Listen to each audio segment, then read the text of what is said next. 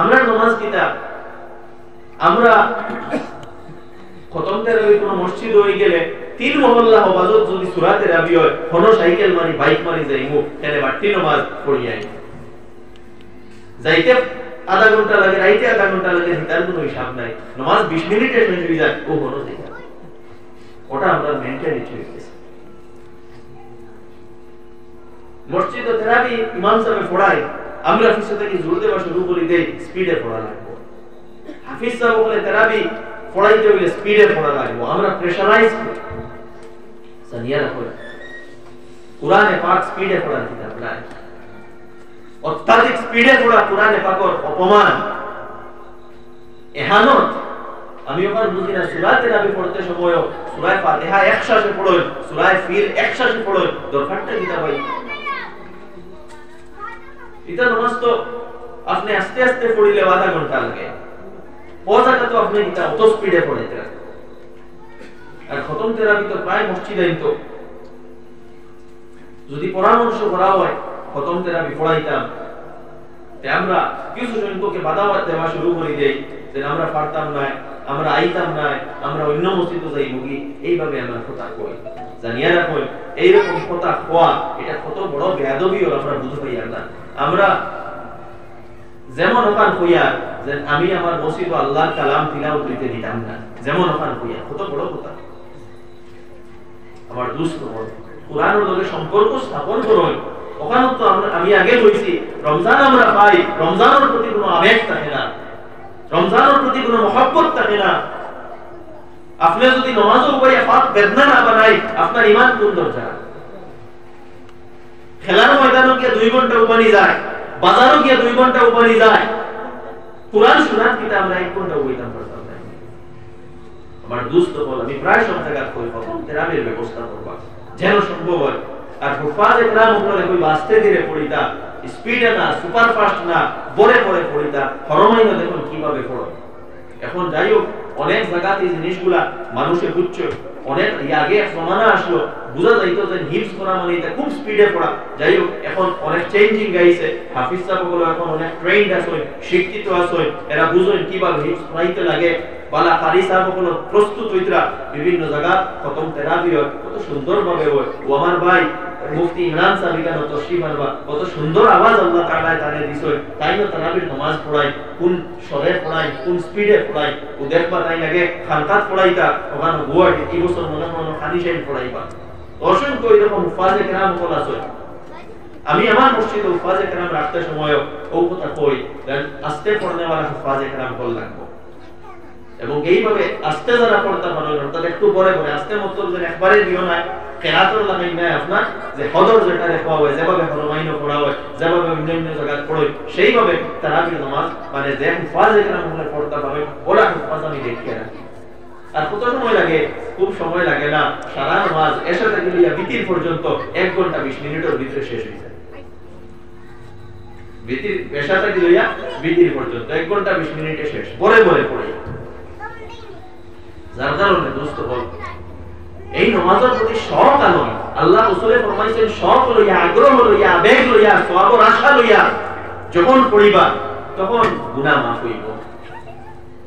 তামশার নামাজ পড়িলে গুনাহ মাফ হইতো না মজা এবং ইয়ারকির নামাজ পড়িলে গুনাহ মাফ হইতো না হকিকি নামাজ হইতো না নামাজ যেভাবে পড়তে লাগে হাদিসে তো আইছে এইলা নামাজও আছে যে নামাজে উল্টা মুসল্লিরে বদদুয়া দেয় নামাজে মুসল্লির লাগি দোয়াও করে আর নামাজে মুসল্লির লাগি বদদুয়াও দেয় এমন নামাজ হইতো না যে নামাজে আমারে বদদুয়া দেয় তাই নিজরে সংশোধন করই এমন নামাজ পড়ই যে নামাজের লাগাই নয় এটা তো একটা সুযোগ যে আমরা হুফাজ না আমরা কুরআন জানি না আল্লাহ রাসূল আলাইহিস সালাতু ওয়াস সালাম প্রত্যেক দিন রাত তাহাজ্জুদ পড়িতা লম্বা লম্বা নামাজ পড়িতা সাহাবা ইকরামে লম্বা লম্বা নামাজ পড়িতা আমরা কোরআনে পাক তিলাওয়াত করার নামাজও সুযোগ পাই না রমজানুল মুবারক আছে হাফিজ সাহেব দুইজন যদি তাকই একজন যদি তাকই তাই তাই নামাজ পড়িবা আর আমরা নামাজও পড়া শুনমু আর মুক্তদির শোনার পড়া সমান মান কানা লাহু ইমাম ফাকিরাতুল ইমামি লাহু কিরাআহ আল্লাহ কামা ক্বাল আলাইহিস সালাতু ওয়াস সালাম যার ইমাম আছেন তো ইমামের পড়া এটাও মুক্তাদির পড়া তো ইমামের পড়িতে মানে আপনার নিজের পড়া হয় যার কারণে এইরকম সুযোগগুলা কাজে লাগাইবার চেষ্টা করবা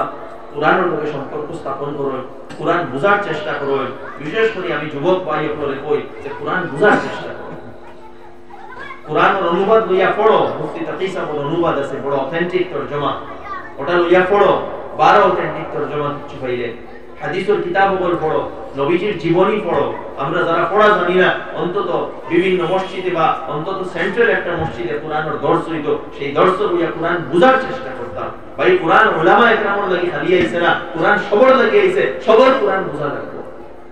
আজকে কোরআনের বুঝ আমাদের ভিতরে নাই যার কারণে তো বিবেচনা করার শক্তি আমাদের ভিতরে আজকে নাই প্রকৃত অর্থে আমরা বিবেচনা করতাম পারি না জিনিসের মাঝে আল্লাহ সুবহানাহু ওয়া তাআলা কোরআনের ব্যাপারে ফরমাইতা হুদাল লিন-নাস ওয়া বাইয়িনাতিন মিনাল হুদা ওয়াল ফুরকান কোরআন হলো ফুরকান যে পার্থক্য করে ভুল এবং শুদ্ধের মধ্যে বাতিল এবং হকের মধ্যে কোরআনের বুঝ আপনার ভিতরে থাকবো আপনার ভিতরে আল্লাহ যোগ্যতা দিবা আপনি ভুল শুদ্ধের মাঝে বাছাই করতে পারবা যাচাই করতে পারবা আপনি বিবেচনা করতে পারবা আপনি কোন ভুল রাস্তায় আপনি চলতে নাই এই ক্ষমতা কোরআনে আপনারে দিয়া দিব আজকে আমরা সব জ্ঞান অর্জন করতে পারি কোরআন বুঝার আমরা চেষ্টা করি না হালাকি আল্লাহ তাআলা ততমান কইছেন ওয়ালাকাদ ইয়াসসারনাল কুরআনা লিযিকর আমি যিকর অর্থাৎ নসিহতের লাগি কোরআনকে সহজ করিয়া দিছি আপনার কোনো ইজতিহাদ করার প্রয়োজন নাই রিসার্চ করার প্রয়োজন নাই তখন উলামা একরাম ইজতিহাদ করবা রিসার্চ করবা এগুলা অন্য ব্যাপার কিন্তু আসল যে কোরআনের মওজু বিষয়বস্তু যেটা এটা হলো হিদায়াত নসিহত নিজের জীবন পরিবর্তন করা মানসিকতা ডেভেলপ করা ওগুলা এগুলো আসল কোরআনের বিষয়বস্তু এগুলা কিন্তু আল্লাহ তাআলা সহজ করিয়া দিয়েছেন যে কোনো মানুষ এই জিনিসগুলো বুঝতে পারে তো কোরআন বোঝার চেষ্টা করুন কোরআন পড়ুন কোরআনের লগে সম্পর্ক স্থাপন করুন আর এই মাসও নিজরে বদলাইবার পুরোপুরি ভাবে পরিবর্তন করার চেষ্টা করুন আমার দোস্ত বল আমি আরো এক আয়াতে কারিমা তিলাওয়াত করলাম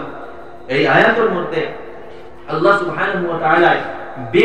বীর অর্থাৎ নেকির কাজ বা যেটা আমরার ভাষায় দিনদারি কইতাম পারি এই দিনদারি সম্পর্কে অনেক ডিটেইলসে আলোচনা করছই যে আপনি দিনদার হইতে হইলে কিতা কিতা জিনিস আপনার মধ্যে আইতো কিতা কিতা জিনিস আপনার ভিতরে থাকতে লাগবো দিনদার হওয়া বড় বড় গরু শিবনি করার নাম নাই দিনদার হওয়া মাঝে মাঝে হজ উমরা করার নাম নাই দিনদারি একটা ব্যাপক অর্থ আছে আপনার পুরা জীবন আমি আগেও বলেছি পুরা জীবন আল্লাহর দাসত্বের মধ্যে অতিবাহিত করার নাম হইল দিনদারি তো আল্লাহ সুবহানাহু ওয়া তাআলা এই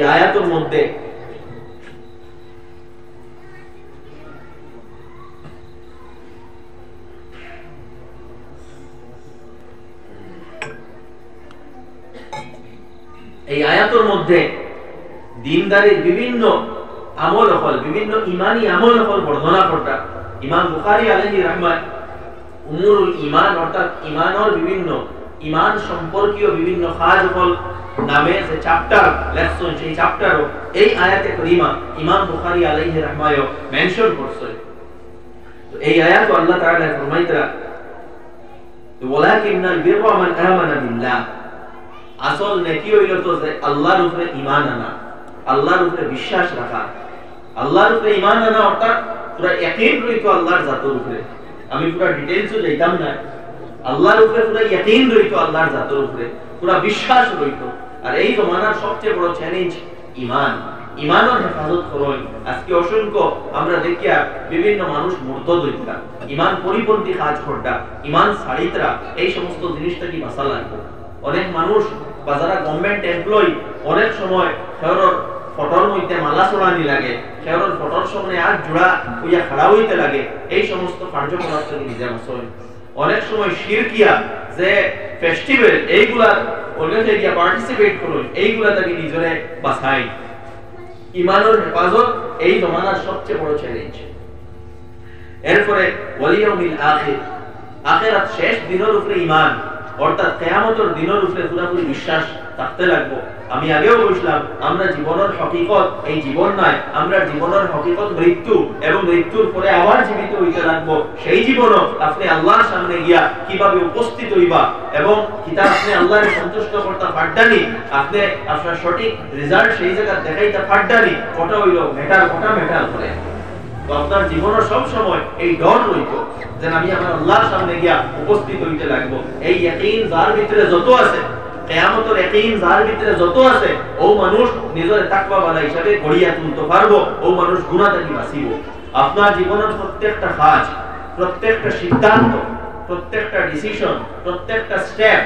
এই কথা চিন্তা করি আপনি লইতা যে আমার আল্লাহর সামনে গিয়ে উপস্থিত হইতে লাগবো। যার মাথাতে এই কথা আছে সেই মানুষের নামাজও ছাড়িত নাই, সেই মানুষের যাকাত ফাঁকি দিত নাই, সেই মানুষে অন্যরে কষ্ট দিত নাই, সেই মানুষে মা বাবারে কষ্ট দিত নাই, সেই মানুষে অন্যর হক মারিয়া খাইত নাই, সেই মানুষে চুরি করত নাই, অন্যরে ধোঁকা দিত নাই, অন্যরে কষ্টর মাঝে ডালার চেষ্টা করত নাই। যে মানুষের মাথাতে এই কথা আছে যে আমার আল্লাহর সামনে গিয়ে হিসাব দিতে লাগবো। তো আপনি যদি দিনদার বানাইতে হয় যে আখিরাতের উপরে পরিপূর্ণ বিশ্বাস আপনার থাকতে লাগবো, আপনি তাকওয়াওয়ালা বনবা। ঠিক এইভাবে ওয়াল মালাইকাতি ওয়াল কিতাব ওয়ান নাবিয়্যিন, ফেরেশতাগুলোর উপরে, কিতাবের উপরে, নবীগুলোর উপরে ঈমান রইত, যত নবী হল আইছে এগুলা আমি আলোচনা করা যাইয়া না, সময়ও কমিয়া। এরপরে আল্লাহ তাআলা আমরা কিছু দায়িত্ব কোন ফরমাইতরা। দেখুন দিনদার হওয়া যেটা আছে, দিনদার হওয়া এক দুই আমলের নাম নাই। দিনদার হওয়া মানে পুরো আপনার চিন্তাধারা বদলে যাওয়া, আপনার মধ্যে পজিটিভিটি আইতো,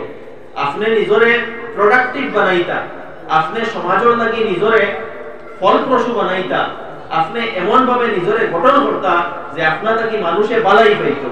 আপনার থেকে মানুষের সেবা পাইতো, আপনার চরিত্র ভালো হইতো, আপনি আল্লাহর সামনে নত হইতা, এইভাবে মানসিকতা আপনার গড়িয়া উঠিত। তো আল্লাহ তাআলা আমাদের কিছু দায়িত্ব ওইখানে দেখাইয়া দিতরা যে দিনদার হইতে হইলে কি দেওয়া লাগবো, ঈমানের পরে ঈমান তো মজবুত রইতে লাগবো, ঈমানের পরে কিছু কাজ হল আপনার করা লাগবো দিনদার হইতে হইলে। এর মধ্যে একটা কাজ হইল ওয়া আতাল মালা আলা হুব্বিহি যাবিল কুরবা, আপনি আপনার মালকে আপনার নিকটাত্মীয়রে দিতা। হইল মাল সম্পর্কে আল্লাহ তাআলা আলোচনা করডা, কারণ মাল হইল কি আমরা জীবনের একটা অবিচ্ছেদ্য অংশ। আমরা জীবন ডিপেন্ড করে মালের উপরে, মাল না হইলে আপনার জীবন অতিবাহিত হইতো না। আপনি ঘুমটা উঠার পরে কইলা মালের চিন্তা করা লাগে, অর্থাৎ রুজির চিন্তা করা লাগে, রুজির যাওয়া লাগে, চাকরির যাওয়া লাগে, বিজনেসও যাওয়া লাগে, কারবারও যাওয়া লাগে, মাল কামালি লাগে। মাল আপনার জীবনের একটা অবিচ্ছেদ্য অংশ। মাল হইল জাআলাল্লাহু লাকুম কিয়ামা, আল্লাহ তাআলা ফরমাইতরা যার উপরে তোমাদের জীবন টিকিয়া থাকে, জীবন খাড়া থাকে। তো মাল এটা অস্বীকার করা যাইতো না। তো সেই মাল প্রথমত মাল অর্জন কিভাবে হইতো আল্লাহ তাআলা তার গাইডলাইন দিয়া দিয়েছে, হালাল তরিকায় অর্জন করতা। এক নম্বর মাল অর্জন করতে সময় মালের প্রতি লোভ থাকতো না। আপনি বিলিয়নার্স হয়ে যায়, কোটিপতি হয়ে যায়, মালের প্রতি লোভ থাকতো না। আপনি মাল কম থাকুক বেশ থাকুক এটা ম্যাটার করে না, মালের প্রতি লোভ থাকতো না। মালটা হালাল রাস্তায় আইতো, মালটা জুলুম করিয়া আইতো না, অত্যাচার করিয়া আইতো না, অন্যর হক মারিয়া আইতো না, হালাল পায় আইতো। মাল যদি আপনি জুলুম করিয়া আনেন, অত্যাচার করিয়া আনেন, হারাম তরিকায় আনেন, তাহলে এই মাল দ্বারা আপনার ফায়দা হইতো না, এই মালের উপরে আল্লাহ সন্তুষ্ট হইতো না। বা মালের উপরে যদি আপনার কিতা থাকে, লোভ থাকে, তো আপনি আপনার জীবনও শান্তি হইতে না। এই মানসিকতা প্রথমে দূর করতা, হালাল তরিকায় মাল অর্জন করতা। আর মাল খরচ কিভাবে করতা, মাল খরচ সব আপনার উপরেও করতা না, আর একবারে মাল কাটাইয়াও রাখি দিতা না। মাল আপনার উপরেও খরচ করতা, আর মাল আপনি যে মাল পাইছেন এই মাল থেকে কিছু সংখ্যক মাল আপনার নিকটাত্মীয়র উপরে খরচ করা প্রত্যেকের উপরে জরুরি। আপনি যদি দিনদার হইতে হয়, আপনি আপনার নিকটাত্মীয় যারা অসহায় দুর্বল আছে, চাচা হোক্কা, মামু হোক্কা, ফুফু হোক্কা, ফুফুর বড় ভাই হোক্কা, আরো যারা নিকটাত্মীয় দুর্বল, এরার কিছু সাহায্য সহযোগিতা করা, এরার কাছে পয়সা পৌঁছাই দেওয়া, এরার মাঝে মাঝে খবর রাখা, এটা দিনই দায়িত্ব। এতে বোঝা গেল নিকটাত্মীয় আত্মীয়তার সম্পর্ক রক্ষা করা কতখানি গুরুত্বপূর্ণ। হাদিসের মধ্যে আইছে তো যে সিলাতুর রাহিম, আত্মীয়তার সম্পর্ক রক্ষা করা, এটার লাগি নির্দেশ দেওয়া হইছে, এর ফজিলত বর্ণনা করা হইছে। আত্মীয়তার সম্পর্ক রক্ষা করলে আপনার মানর মধ্যে বরকত হইব, আপনার জীবনও বরকত হইব, আপনি মানুষের মায়া পাইবা।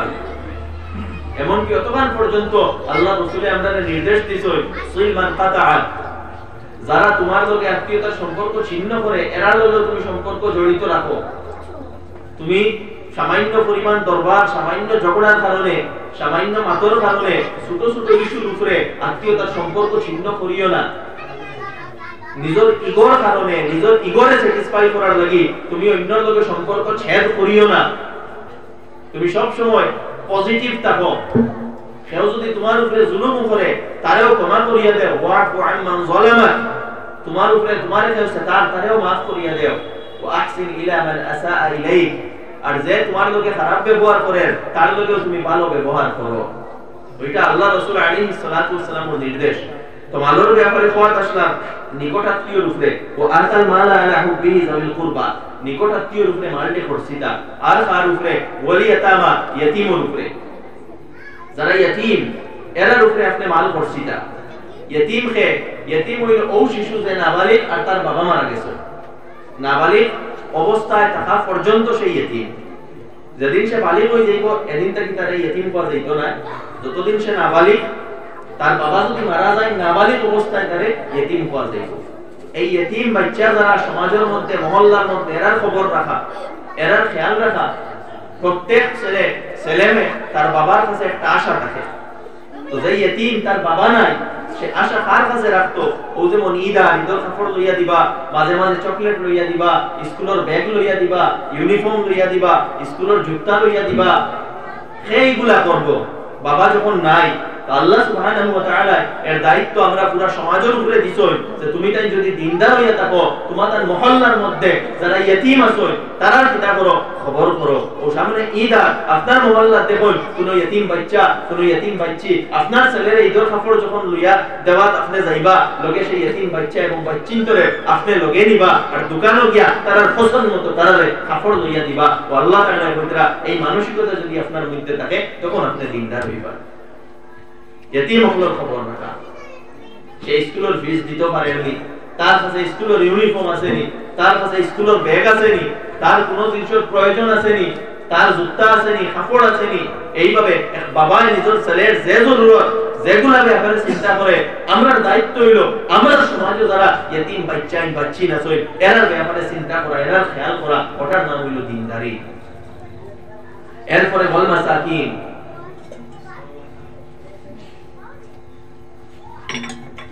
সমাজের মধ্যে যারা মিসকিন, মিসকিন অর্থাৎ যারা নিম্নবিত্ত, যারা একটু অসহায়, আর্থিক দিক দিয়ে দুর্বল, এরারেও কিতা করতা, সাহায্য করতা। যারা পয়সার লাইনে টানাটানিতে আছে, এই টানাটানি যারা আছে এরা অনেক সময় বড় কোনো বিপদ আই গেলে সমস্যাত পড়ে যায়। হরুতা পড়াইতরা কোন বালা কলেজে অ্যাডমিশন দিছই, ও ফিস দিতে লাগে বড় ফিস, পয়সা নাই। কেউ বেমার পড়ে গেছে, হসপিটালে অ্যাডমিট, এখন অপারেশন লাগে ৩-৪ লাখ টাকা বিল দিতে লাগে, পয়সা নাই। এই সমস্ত মানুষের সেবা করা, জরুরত পুরা করা, এটা আমরার দায়িত্ব, পুরা সমাজের দায়িত্ব। যদি আপনি দিনদার হইয়া থাকেন, আপনি পুরা সমাজে মিলিয়া, একলা না পারলে পুরা সমাজে মিলিয়া এরা সাহায্য সহযোগিতা করা, এটা আমাদের দায়িত্ব। ঠিক এইভাবে ওয়াবনা সাবিল, যারা মুসাফির, ওয়াসাইলিন, যারা ইয়াকুজুন, এবং ওয়াফি রিকাব, যারা গোলাম, গোলাম তো এখন আর নাই, অর্থাৎ যারা অসহায়, যারা জরুরতমন্দ, এরার জরুরত পুরা করা, এটা দিনের কাজ। আল্লাহ রাসূল আলাইহিস সালাতু ওয়াস সালামে ফরমাইছেন, মান নাফাসা আন মুমিনিন কুরবাতান মিন কুরাবিদ দুনিয়া নাফাসাল্লাহু আনহু কুরবাতান মিন কুরাবি ইয়াউমিল কিয়ামা। যে মানুষের দুনিয়ার সমস্যারে দূর করিয়া দে, আল্লাহ তাআলা আপনার কিয়ামতের সমস্যারে উত্তর করবা, দূর করিয়া দিবা। আপনি মানুষের সমস্যা দূর করুন, আল্লাহ আপনার সমস্যা দূর করবা। আপনি মানুষের উপরে আসানি করুন, আল্লাহ আপনার উপরে আসানি করবা। ওয়াল্লাহু ফি আউনিল আবদি মা কানা আল আবদু ফি আউনি আখি। আল্লাহ রাসূল ফরমাইতরা যে আল্লাহ বান্দার সাহায্য যত সময় করতে থাকুন, যত সময় বান্দা অন্য বান্দার সাহায্য করতে থাকে। আপনি অন্যর সাহায্য করুন, আল্লাহ আপনার সাহায্য করবেন। এই সাহায্য সহযোগিতা, সোশ্যাল ওয়ার্ক, সমাজ সেবা, মানুষের সেবা বিভিন্ন লাইনে এনজিওর মাধ্যমে হোক, ব্যক্তিগতভাবে হোক, কোন সংগঠনের মাধ্যমে হোক, যে কোনো ভাবে সমাজ সেবার লগে নিজরে জড়িত রাখা, এটা দিনের কাজ, তাকওয়ার কাজ, ওটা হইল দিনদারি। এর পরে আল্লাহ সুবহানাহু ওয়া তাআলা ফরমাইতা ওয়া আকামাস সালাহ ওয়া আতাজ যাকাত, নামাজ কায়েম করব, যাকাত দিব। দেখুন নামাজ ঈমান আনার পরে সবচেয়ে বড় হুকুম হইল নামাজ। নামাজ যদি কেউ ছাড়ি দে, ইসলামের লগে তার সম্পর্ক নাই। আল্লাহ রাসূল আলাইহিস সালাতু ওয়াস সালামে ফরমাইতরা মান তারাকা সালাতা ফাকাদ কাফার, যে নামাজ ছাড়িব সে কুফরি গুনাহ করবে, কুফরি গুনাহ। as-salatu ইমাদুদ্দিন, নামাজ দিনের খুঁটি। অন্য জায়গায় আল্লাহ রাসূল ফরমাইতরা ইন্না আহাম্মা উমুরিকুম ইলাইয়া as-সালাত, তোমাদের সবচেয়ে গুরুত্বপূর্ণ কাজ হইল আমার কাছে নামাজ, অর্থাৎ নামাজের সবচেয়ে বেশি গুরুত্ব দেও। এই নামাজের কথা আল্লাহ তাআলা এখানে জিকির করতা, কিন্তু একটা জিনিস এখানে বুঝার আছে, নামাজ চাইলে আল্লাহ তাআলা আগে আলোচনা করতে পারেন, আগে আমরা বিভিন্ন সামাজিক দায়িত্বগুলোর ব্যাপারে কইছেন, বাদে আইয়া কইছেন নামাজ। অর্থাৎ বুঝা গেল আপনার নামাজ ওই সময় কাজে লাগবে যখন আপনার মধ্যে সেই সোশ্যাল রেসপন্সিবিলিটি থাকবে, নামাজ ওই সময় কাজে লাগবে। অর্থাৎ আপনার নামাজটা এটা একটা ট্রেনিং আপনার লাগি, যে আল্লাহর সামনে কিভাবে নত হইতে লাগে, আল্লাহর সামনে কিভাবে এক সফ গরীব ধনী সব এক সফ কিভাবে খাড়া হইতে লাগে, কিভাবে আল্লাহর হুকুমের সামনে নিজের খান ফালাইয়া আল্লাহর সামনে আইতে লাগে, নত হইতে লাগে। এটা একটা ট্রেনিং, ইকামতুস সালাত বলা হইছে। আর এই নামাজে কিতা করে, ইন্নাস সালাতা তানহা আনিল ফাহশাই ওয়াল মুনকার, নামাজে মানুষরে নির্লজ্জতার কাজ এবং অপরাধ, অন্যায়, নিষিদ্ধ কাজ থেকে বাঁচাইয়া রাখে। তো নামাজ ওই সময় নামাজে ফায়দা করব যখন আপনি আপনার মানসিকতারে পরিবর্তন করবা, আপনি আপনার জীবনের লক্ষ্য উদ্দেশ্য বুঝবা। আপনি যদি খালি আইয়া কোন সুরত নামাজ পড়িয়া যাইঙ্গি, সমাজের ফিকির নাই, মানুষের ফিকির নাই, তো এই নামাজ হকিকি নামাজ হইতো না। এটা তো নামাজ হলা হইব যেটা কিছু সংখ্যক মানুষে আল্লাহ রাসূলের জামানাতে নামাজ পড়িতা, ইজা কামু ইলা সালাতি কামু কুসালা ইরাউনান নাস, যে নামাজ পড়িবা আলিয়ামি করিয়া মানুষরে দেখাইবার লাগি, ওয়ালা ইয়াজকুরুনাল্লাহ ইল্লা কালিলা, এবং নামাজও আল্লাহর স্মরণ একবারে তুলাতুলি করবা।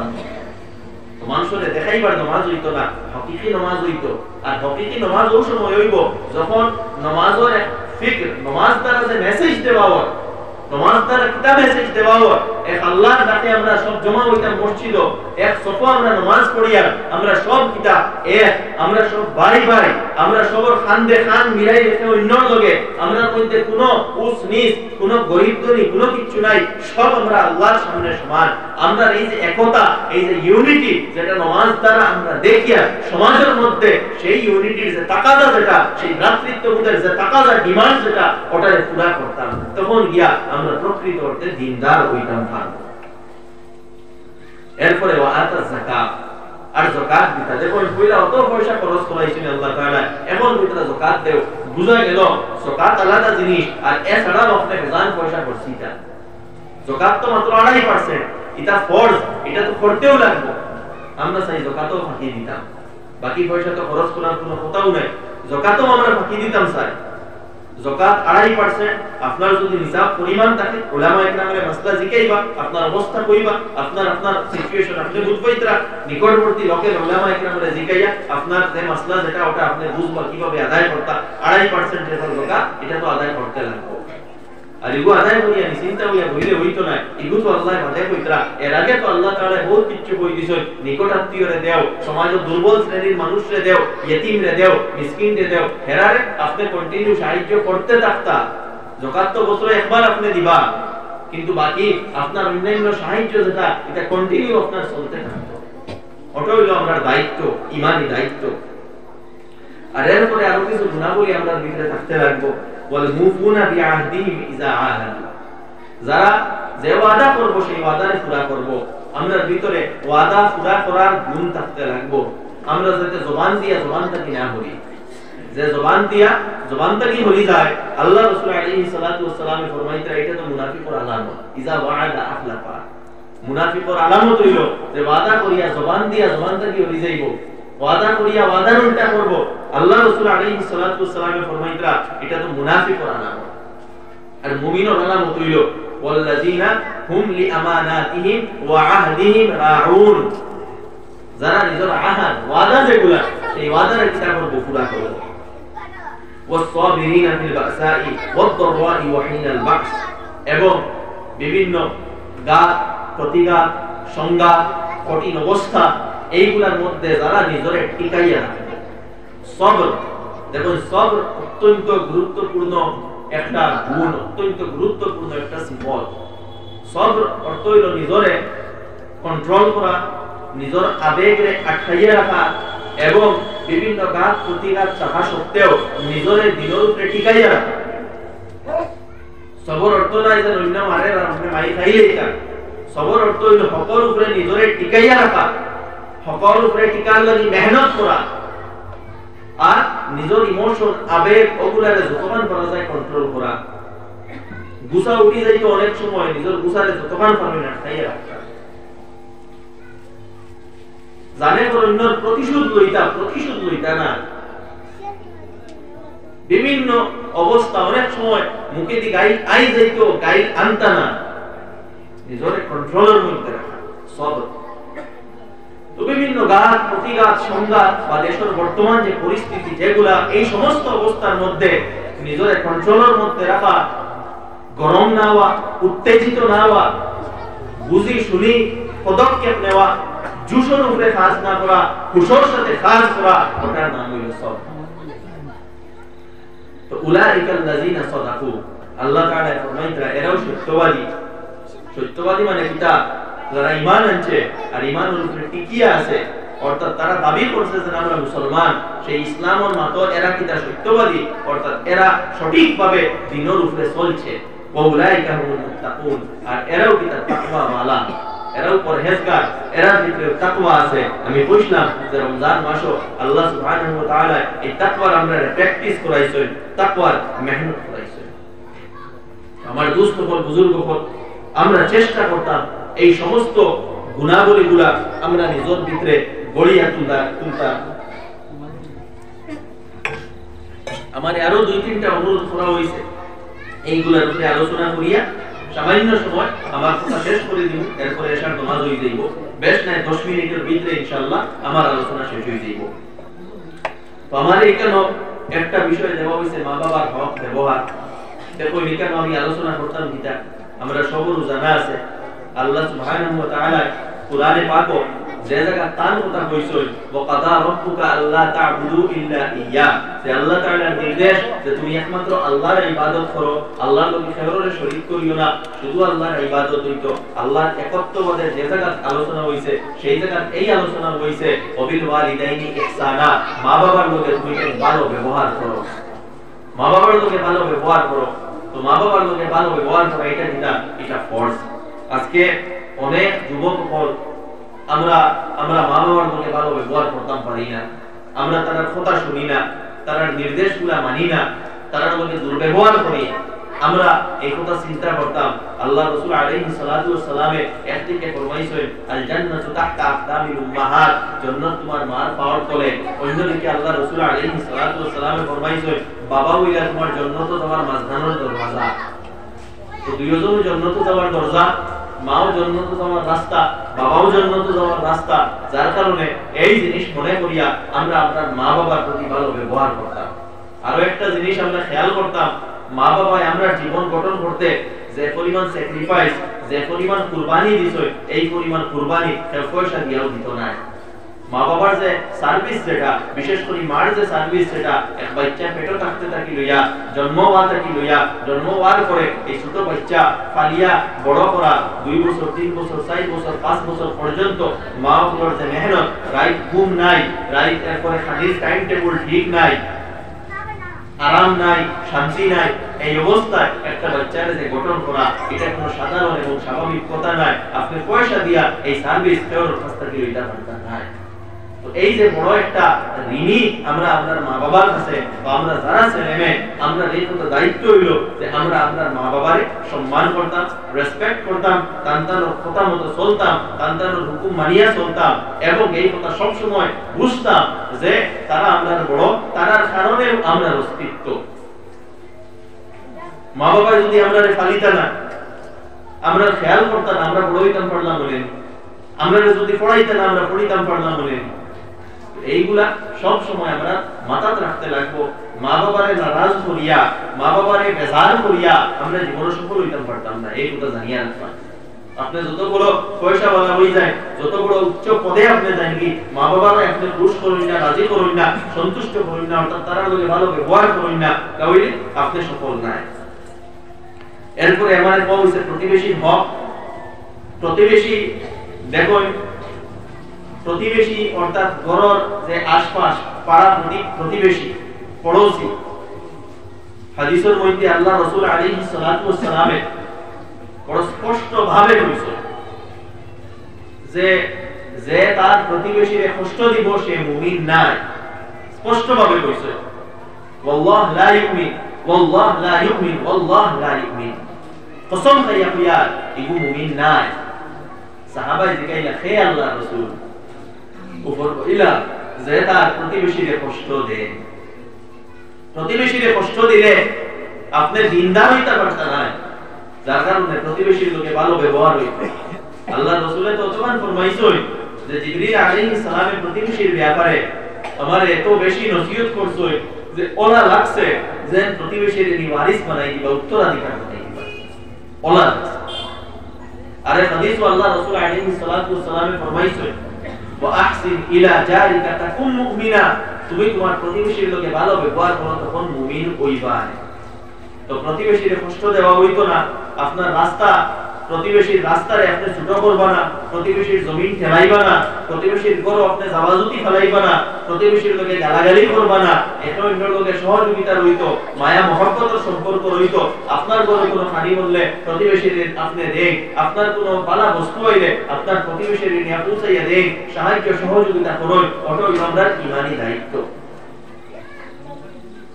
এরপরে সমাজ গঠন, সমাজের কাছে জরুরি হইল, আমি আগেও কইছি আমরা প্রত্যেকে নিজরে সংশোধন করা, প্রত্যেকে নিজরে তাকওয়াওয়ালা বানানি। আমরা যখন তাকওয়াওয়ালা বনি যাইব, আমরা দায়িত্ব যখন বুঝবো, তখন আমরা পরিবার সুন্দর হইব, সমাজ সুন্দর হইব। আমরা সমাজ ব্যবস্থার ভিত্তি হইল দুইটা জিনিসের উপরে, একটা হইল ভ্রাতৃত্ববোধ আর একটা হইল ইনসাফ। আল্লাহ তাআলা ফরমাইছেন ইন্নামাল মুমিনুনা ইখওয়া, মুমিন হলো ভাই ভাই, অর্থাৎ এই ভ্রাতৃত্ববোধ সমাজের মধ্যে রইত। আর দ্বিতীয় জিনিস হলো ইনসাফ, ইন্নাল্লাহা ইয়া'মুরু বিল আদল, আল্লাহ তাআলা ইনসাফ হুকুম করছেন। এই দুই জিনিসের মধ্যে কোনো লাইনে ফাটল আইতো না, যদি ফাটল হয় তাহলে বোঝা যাইব আপনি দিন, আপনার মধ্যে দিন নাই। যেমন ভ্রাতৃত্ববোধ নষ্ট হয় এমন জিনিস আল্লাহ নিষিদ্ধ করছেন, অন্যরে চিড়ানি, অন্যরে লিয়ে ঠাট্টা করা, অন্যর অপমান করা, অন্যর গীবত করা, অন্যর দোষ খুঁজানি, এই সমস্ত জিনিসে আল্লাহ তাআলা নিষেধ করিয়া দিয়েছেন। হিংসা করা, বিদ্বেষ করা,